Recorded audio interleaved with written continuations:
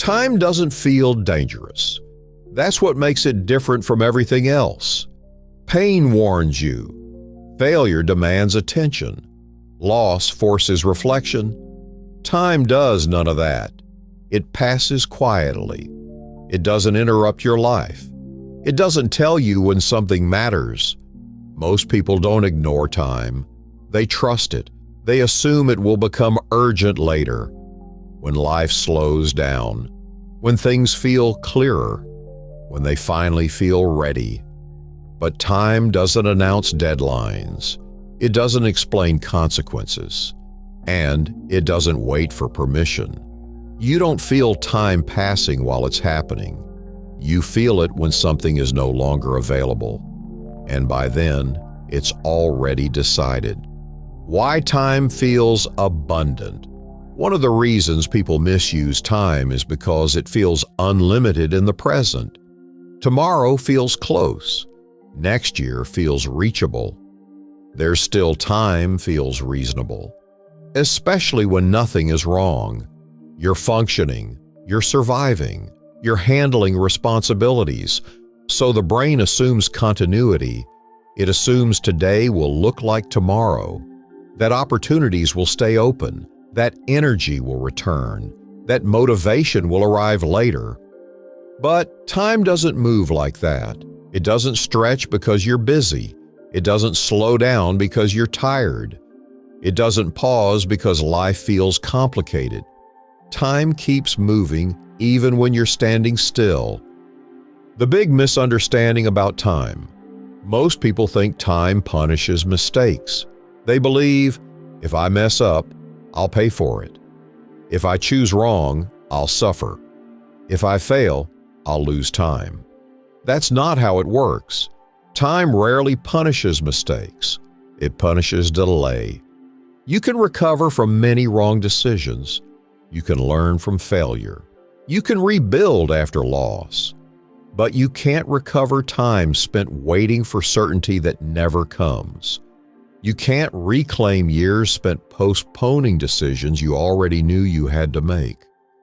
Time is surprisingly forgiving of action. It's ruthless toward hesitation. The cost of waiting. Waiting feels responsible.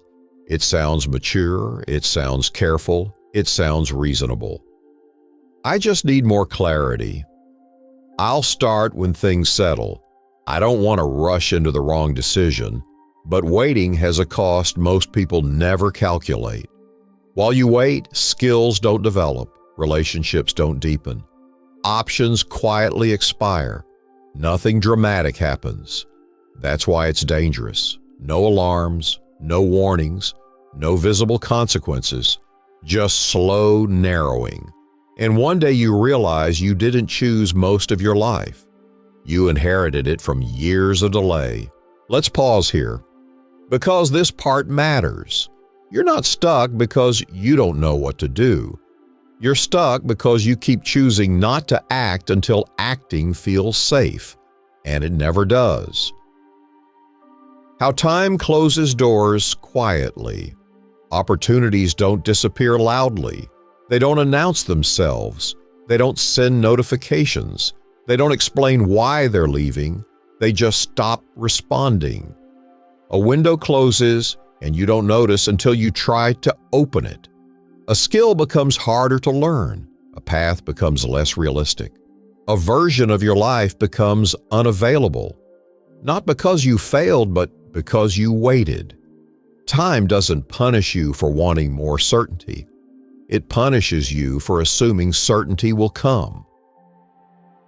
Why people realize it too late.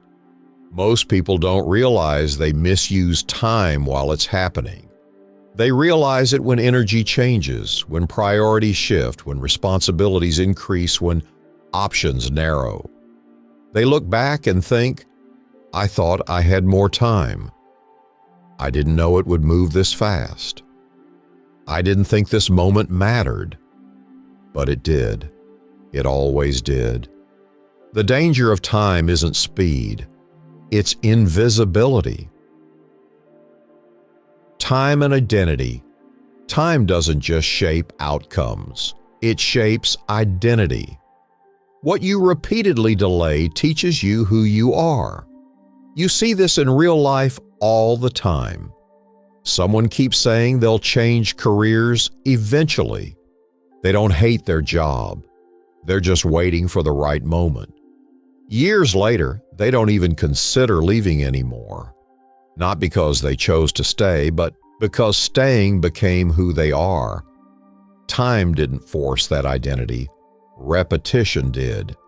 If you keep avoiding responsibility until you feel ready, you don't stay neutral. You train hesitation. Time compounds behavior the same way it compounds results, not dramatically, quietly. Why urgency never arrives on its own. Many people believe urgency will arrive later, that one day they'll wake up and suddenly feel ready to act. That clarity will hit, that motivation will surge, that fear will disappear. It doesn't work that way. Think about how often people say this: "I'll take it seriously next year, after this busy season, when things calm down."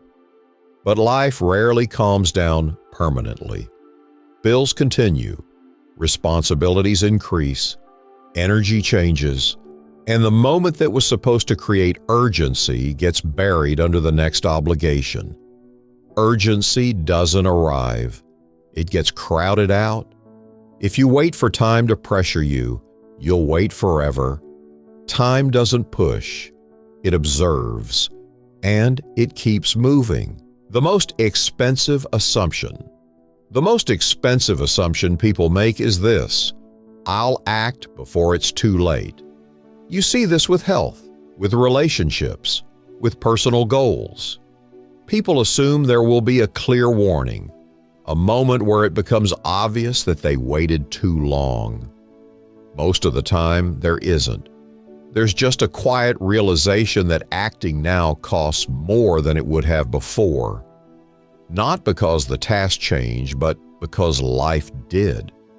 Time doesn't feel finite until it becomes restrictive. By then, action is heavier, emotionally, practically, irreversibly. Responsibility and time. Responsibility changes how time feels. When you accept that no one is coming to create urgency for you, time becomes clearer. This is why two people with the same amount of time end up with completely different lives. One waits for circumstances to improve. The other accepts responsibility early. Nothing dramatic happens, no breakthrough moment. But years later, their lives don't even resemble each other. Not because one worked harder, but because one stopped waiting for permission. What time is really teaching you? Time isn't trying to scare you. It isn't trying to rush you. It's revealing something, that every delay is a choice, that every later is a decision, that neutrality doesn't exist. Even choosing not to choose is a direction. Even waiting is movement, just not toward what you think. Time records patterns, not intentions. It responds to behavior, not plans. The truth about time isn't that it's fast. It's that it's patient. It lets you wait. It lets you hesitate. It lets you postpone until postponement becomes permanent. Most people don't lose their lives dramatically. They lose them quietly. Through delay that felt reasonable. Through waiting that felt responsible. Through time that felt generous until it wasn't. Time doesn't punish mistakes. It punishes delay. And the longer you wait to act, the more expensive action becomes. Understanding time changes how you see delay, but it doesn't automatically change behavior. That's where most people stop. In the next video, why responsibility changes everything. We'll talk about the moment where awareness either turns into action or quietly fades back into waiting. Because time doesn't respond to understanding. It responds to responsibility. And once responsibility enters the picture, everything changes. If you've ever felt like you understand what's wrong but still haven't moved, that video isn't optional. It explains the difference between knowing the truth and actually living it.